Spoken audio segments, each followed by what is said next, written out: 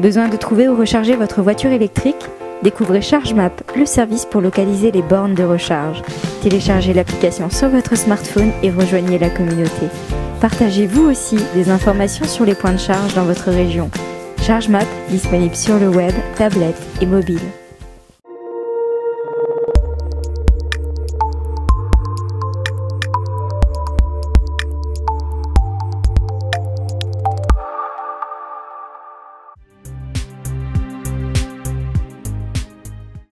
Finalement, c'est le démonstrateur Next2. Avec cet objet, on a cherché, il y a une voiture avec, ici on a amené le cockpit, on a cherché à travailler sur le temps perdu dans les embouteillages, comment rendre ce temps disponible, utile. Alors pour ce faire, on a travaillé 3 grosses innovations. Une première qui est le véhicule connecté. Donc déjà, on a développé un modem qui permet de connecter le véhicule au meilleur réseau disponible. Donc il est 3G, 4G, Wi-Fi longue portée. Il est capable aussi de faire du mesh. Donc il va choisir le meilleur réseau en fonction de la qualité et en fonction du service que l'utilisateur va vouloir lancer. Alors ce véhicule, il est d'abord toujours connecté. Il n'est même pas connecté au cloud, on peut dire qu'il fait partie du cloud, ce qui fait que à la maison, je peux interagir avec lui. Donc on est capable de faire, on conditionne le véhicule, température, etc., tout ce qui est confort. On est capable d'interagir directement avec la navigation sans être dans le véhicule. Donc je rentre mes adresses avant d'être dans le véhicule. Je peux télécharger, lui mettre des podcasts, tout un ensemble de documents avant de rentrer dans le véhicule. Donc on imagine que là on est dans le véhicule. Donc dans le véhicule, on va, grâce à sa connectivité, on va pouvoir bénéficier de types de navigation et de visuels type Google Maps, bien évidemment. Donc on parlait on va pouvoir avoir des radios web, donc tout un tas de choses qu'on peut configurer avant de rentrer dans le véhicule. La deuxième grosse innovation de ce véhicule, c'est la plateforme multimédia. On a parlé de connectivité, ensuite on a une plateforme multimédia. Et cette plateforme multimédia est très ouverte et elle fait ce qu'on appelle une distribution des IHM. Donc elle va distribuer les interfaces on-machine sur les différents écrans du véhicule en fonction du service qu'on va lancer, et donc elle va aussi les designer automatiquement pour qu'ils soient utilisables en situation de conduite. Alors l'exemple type, c'est par exemple, ici c'est Deezer. Donc ici on vient chercher le web service Deezer à sa source et on le redesign automatiquement pour qu'il soit, on va dire, dans un usage automobile adapté à cet écran. Donc là c'est du Deezer réel, on s'est connecté et c'est la plateforme embarquée qui vient le designer sur l'écran qui va bien. Ça nécessite un développement spécifique de la part de chez Deezer par exemple? Rien à faire côté Deezer, juste nous laisser les API ouverts. Donc vas-y, démarre. Je vous montrerai à la fin, t'inquiète, démarre. Oui alors, puisque ça remarche, je vais vous montrer ça. Donc quand je disais on est finalement dans un monde où on a notre véhicule, notre smartphone, nos objets connectés, voire notre tribu. On peut affecter différentes personnes. Donc là effectivement je peux interagir. Donc, je parlais de préconditionnement tout à l'heure, vous voyez, j'interagis directement là. Je choisis ma radio, je lance ma radio, je lance ma clim. Si je fais la navigation, je suis ici. Voilà, là j'ai rentré un parcours, là en l'occurrence à Las Vegas. Mais quand je vais rentrer dans mon véhicule, je vais déjà trouver toutes ces données disponibles. Donc à partir de ce moment-là, donc maintenant on est capable de simuler, donc vas-y, vous voyez, tac, la porte s'ouvre, tac, on est parti, on roule. On voit qu'on se déplace ici. Et là on va pouvoir lancer, vas-y, arrête-toi. Là on va lancer une visioconférence. Donc la qualité de la connectivité qu'on a avec ce véhicule nous permet par exemple de faire de la visioconférence, soit en point à point, soit avec des salles de réunion. Et là, on a une visioconférence. Vas-y, envoie-nous une photo, par exemple, pour montrer que c'est en vrai. Une photo. Donc là, on est en visio avec la tablette qui est à côté. Ça va être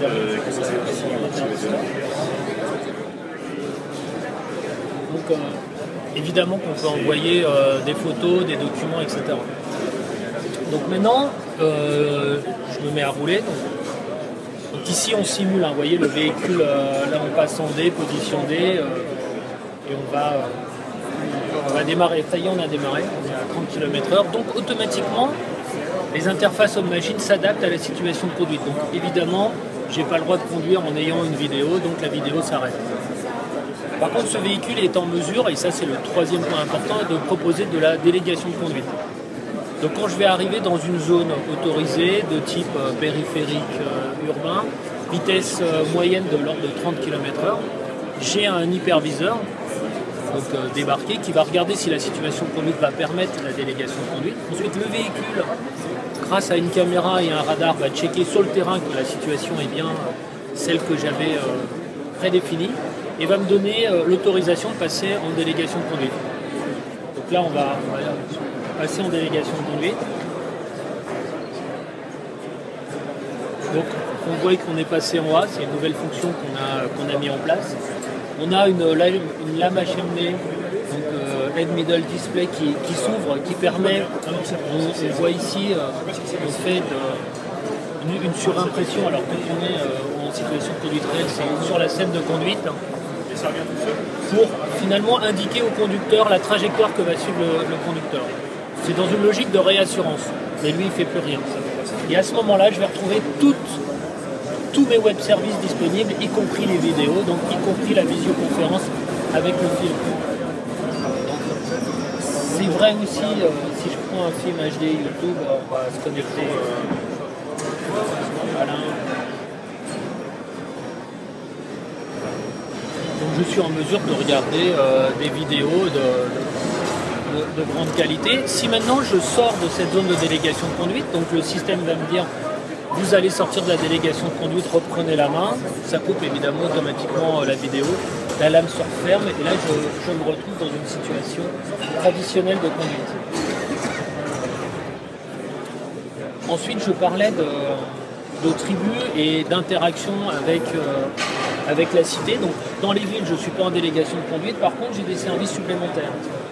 Par exemple, pendant notre parcours, on ne l'a pas vu tout à l'heure, mais quand je passe à côté d'un panneau publicitaire, ici c'était un panneau publicitaire relatif à un concert, le panneau va descendre dans la voiture, on va dire, pour me donner des informations complémentaires. Si je suis en situation de conduite standard, il s'est mis en pop-up, on a vu qu'il était en pop-up. Si au moment où je croise cette information-là, je suis en délégation de conduite, je vais directement avoir l'information en plein écran et je peux monétiser. Donc là par exemple j'achète 2 places, je le mets dans mon panier et ça va descendre en étiquette sur mon smartphone. C'est-à-dire que nous avons une plateforme qui aujourd'hui existe, qui récupère la position du véhicule, la situation de conduite réelle, est-ce que je suis en délégation ou pas, qui met ces informations ensemble et qui distribue dans le véhicule cette information-là et si je monétise, qui va nous envoyer, qui va passer par RCI Bank, donc la banque gérée par eux. Donc je parlais de tribu, alors quelque part dans ma tribu j'avais rajouté mes enfants, donc je peux aussi localiser finalement mes enfants, je peux interagir avec eux et eux peuvent interagir avec le véhicule. Donc l'idée de cette plateforme multimédia, c'est bien d'être le plus ouvert possible, d'aller chercher des web services et nous on s'occupe finalement à les mettre en scène correctement et contextuellement. Ce qui fait que on a demandé à des développeurs aussi qu'est-ce que l'on pourrait faire dans une voiture quand on est en délégation de conduite. Là on a vu de la visio, enfin des choses qui sont assez professionnelles entre guillemets, un peu de film et un peu de télévision. Et puis en fait l'idée est venue de dire on peut aussi développer, se reposer dans sa voiture finalement et de prendre la main sur les ambiances du véhicule pour faire ce qu'on va appeler du well-being. Et donc là c'est très simple, là aussi c'est débarqué. Là il y a 14 petits apps qui peuvent prendre la main sur les éclairages de la voiture. Donc dans la Zoé d'origine, on va venir éclairer toute la voiture. On va mettre en scène cet éclairage avec la musique, avec le diffuseur de son cœur qui existe dans Zoé. Et également, on voit ici, et ça marche réellement dans le véhicule, on a également les sièges massants et on peut donc offrir du massage qui est cohérent avec l'ambiance. Alors vous voyez, on a des tonnes d'ambiance. Assez simple, au total il y a 14 ambiances. Donc ça montre en fait ce côté ouverture, peu importe que vous développiez sous Android, sous iOS ou sous Windows, on vient plutôt chercher le web service à la source et ensuite on s'occupe de l'affichage et de la distribution. On va fermer un peu pour la musique. Ce qu'on peut rajouter, donc c'est la multimodalité. On a vu déjà qu'on pouvait distribuer l'IHM et quand on est dans le véhicule, on va pouvoir aussi la distribuer avec les autres objets nomades. Donc le véhicule délivre un point hotspot. Alors, cette fois-ci, quand je suis à l'intérieur du véhicule, mes tablettes, mes smartphones vont être reconnus et le conducteur peut décider de déléguer une tâche. Par exemple, cherche-moi un resto, je le fais sur ma tablette et on le réenvoie dans la navigation. C'est un peu la même chose que je vous montrais tout à l'heure avec le smartphone. Dernière chose, on a également un service de multimodalité puisque l'idée étant de vous garantir l'heure d'arrivée. Donc on gère ça en amont. Ici par hasard, alors là c'est parce que je suis passé à côté, parce que mon véhicule est passé à côté de cet événement-là, donc j'ai le pop-up en temps réel, hein, vous voyez, je promène en temps réel. Et puis, donc je parlais de multimodalité, donc la multimodalité c'est quoi? C'est si je peux, malgré tous les systèmes, j'arrive pas à vous garantir l'heure d'arrivée, bah finalement j'ai une plateforme de multimodalité qui va vous dire là il y a un événement, il y a un accident, et je vais vous gérer des solutions pour quand même arriver à l'heure. Donc on gère le train, le métro, sur Paris on gère Vélib, le parcours à pied. Et donc dans la même logique que ce qu'on a vu tout à l'heure, notre plateforme détecte donc votre situation de conduite, le fait que vous allez avoir un risque sur l'heure d'arrivée, le fait que vous êtes dans votre voiture, on va vous amener mettons dans un parking et dès que vous allez sortir de la voiture, la plateforme va voir que vous n'êtes plus dans la voiture et va assurer la continuité de service sur le smartphone. Be careful. There is an accident miles away. This will delay your arrival of 56 minutes. Donc différentes solutions, je reste dans ma voiture ou je suis en multimodal, avec toujours pareil, le coût finalement de cette multimodalité si vous devez prendre le train ou aller dans un parking, et à ce moment-là vous pourrez aussi monétiser dans le véhicule. Voilà globalement ce qui est capable de faire ce véhicule Next2. Alors je ne sais pas si vous avez vu le film, je peux vous montrer un petit bout ici et vous verrez qu'il passe aussi en grand écran. Donc si tu peux arrêter le véhicule parce qu'on n'a pas le droit de regarder les vidéos en roulant. Donc ça c'est ce qu'on a tourné en réel, donc avec le véhicule qui existe sur une base Zoé. Donc ici vous êtes à votre bureau, donc comme je disais, vous gérez, on va vous gérer votre agenda. Dans l'agenda, on va rajouter cette notion de parcours, de trajet, l'alerte sur le smartphone pour vous dire il faut y aller. Vous confirmez, donc on retrouve l'interface, donc le smartphone devient la clé. C'est l'interface qu'on a ici. J'appelle mon véhicule parce que c'est un véhicule aussi qui est capable de sortir seul d'un parking ou d'aller tout seul se garer dans un parking sécurisé dédié pour, mais il peut se déplacer sans qu'il y ait quelqu'un dans le véhicule. Donc là on voit la caméra et on voit pas le radar, mais il y a également un radar dans le pare-choc. Donc là je suis en conduite standard et quand je vais arriver dans une zone, on va avoir l'alerte au tableau de bord. Le bouton A qui est une nouvelle commande qui s'affiche en console, j'appuie là, je ne conduis plus. Donc, je croise effectivement, j'interagis avec un panneau, je monétise ce concert. Les billets qui descendent dans le smartphone ont toujours la même idée avec la plateforme débarquée qui est capable de distribuer dans la voiture mais également à l'extérieur de la voiture. Donc elle distribue le ticket à l'extérieur de la voiture. Je peux faire de la visioconférence et même me connecter à des salles de visioconférence. Donc là on retrouve ce que je vous ai montré. La réalité augmentée en situation de conduite réelle où je vais annoter le véhicule qui est pris en cible par le radar. Le well-being dont on a parlé, on visualise ici, mais qui couvre la totalité du véhicule. Évidemment, donc, qui gère les freinages des véhicules, la vitesse, également des motos qui viendraient couper un peu la route des véhicules. Là, c'est de l'interaction avec des événements, par exemple, touristiques, si on a envie d'avoir plus d'informations, et la multi-modalité dont on a parlé, parce qu'il y a un bouchon, on arrive dans un bouchon, donc on vous sort du bouchon. Pour finir, on va se garer, le véhicule va aller se garer et se recharger tout seul, sortir du véhicule. Alors aujourd'hui, qu'est-ce qui nous empêche de déployer cette plateforme sur les véhicules de série? Quelles sont les briques technologiques qui sont prêtes et qu'est-ce qui reste à développer encore? Alors aujourd'hui, tout d'abord, la délégation de conduite, ce qu'on va appeler la voiture autonome, dans cet usage-là, elle est pour le moment interdite par la législation.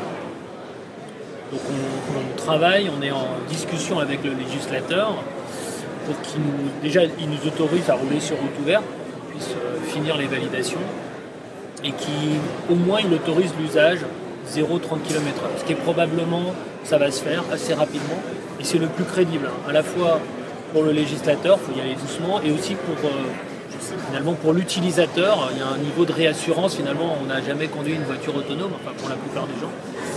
Donc il est important de commencer sur des bases vitales. Donc ça c'est le premier besoin qui, en tous les cas en France et en Europe, devrait être couvert, on espère en 2014, en tout cas très rapidement, pour qu'on puisse finir nos essais. Deuxième chose, tout ce qu'on présente ici, on considère peuvent être disponibles à partir de 2018. Parce qu'en délégation de conduite, déjà, on a utilisé un radar, une caméra qui sont des systèmes qui font partie des aides à la conduite standard qui sont en train de descendre dans la gamme Renault en 2014. Donc on a un équipement, les capteurs finalement sont des choses qui sont disponibles, automobiles à un prix très raisonnable. Donc il n'y a pas de surcoût particulier en fait par rapport à des véhicules qui seraient prééquipés de systèmes de délégation de conduite. Ensuite, la plateforme multimédia, c'est dans la droite ligne de Airlink. Donc on continue finalement à évoluer et à ouvrir finalement ces plateformes multimédia vers des web services. Et donc il n'y a pas de difficulté majeure. Maintenant, il faut continuer à valider dans un environnement réel, d'où globalement une disponibilité autour de 2018, du moins c'est ce qu'on a mis dans nos roadmaps. Et du coup, c'est un système qui est développé en partenariat avec TomTom, comme c'est le cas pour Airlink, ou là c'est vraiment propriétaire Renault? Non, alors là ça reste un projet d'innovation, donc là on n'est pas avec TomTom parce qu'on n'a pas cherché spécialement à développer une navigation, ça pourra venir après avec lui ou un autre, c'était plutôt de développer cette plateforme ouverte. Donc là on est en partenariat avec Visteon qui est un de nos équipementiers. Ça c'est sur la plateforme qu'on appelle plateforme multimédia. On a également un partenariat avec Orange puisqu'on avait besoin de disposer de 4G et de LTE avant qu'ils soient d'ailleurs commercialisés. Donc on a travaillé avec eux, ils nous ont mis à disposition du 4G privatif pour travailler et également on a appris par exemple à mettre en place un service disponible aujourd'hui chez Orange qui s'appelle Webio et de voir comment pouvoir l'embarquer. Et sur la partie connectivité proprement dit, on est dans un partenariat avec le CEA pour le fameux modem qui est capable d'aller chercher les meilleurs réseaux disponibles. Et le reste, plusieurs startups en fait, qui travaillent avec nous et qui continuent à travailler avec nous. Par exemple, Xbrainsoft, donc c'est eux qui gèrent, qui ont mis en place cette plateforme dont je parlais tout à l'heure, qui nous permet d'avoir la multimodalité, de distribuer les IHM à l'extérieur du véhicule. Et également OBH Digital, qui a designé avec nous les IHM et également tout ce qui est application smartphone, toute l'interactivité entre la voiture et les smartphones.